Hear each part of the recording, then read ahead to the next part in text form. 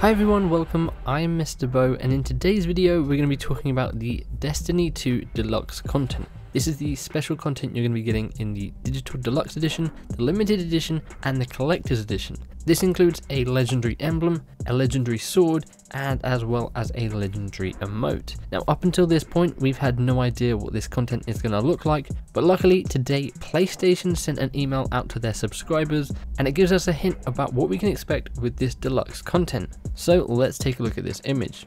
So as you can see here, we get a look at the three items. Let's start off with the emblem. It's a gold colored emblem. It's got like a chalice on it, which is actually sort of like dripping the contents of it. It's kind of a cool emblem. I wouldn't say it's anything too special. We're probably going to be seeing emblems a lot cooler in game, but it's still something nice to have. You'll probably see a few people with it. If we go back to Destiny 1, the special emblem you got in the limited and collector's edition of that, during the first week it was kind of a pretty popular emblem. There were a few people with it, but then later on in the life of Destiny it was an emblem that never popped up. So we'll have to wait and see if this is going to be a sort of rare emblem that not many people are going to have. Moving on, we get to see what our sword looks like. Now we don't know what swords are going to be in, whether this is going to be some sort of kinetic sword, maybe it's an energy sword, or maybe it's a power sword. All we know is it's legendary and the design of it is super cool compared to the swords we got in Destiny 1.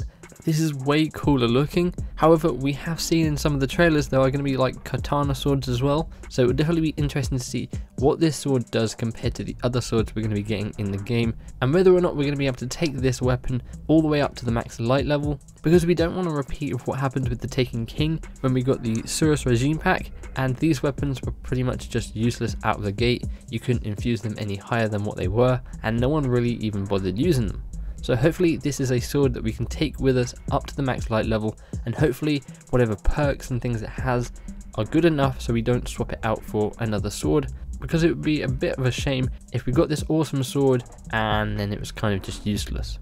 And then the final bit of content we get is the Legendary Emote. Now we can't really tell much from this image. It's a hunter sort of putting his hands up like he's shooting a gun. Speculation is this is a emote of what Kate does in the trailers. We've seen him. He puts up his hands and he does like a pew pew shoot like a gun a couple of times. Maybe you're walking forwards as you're doing it.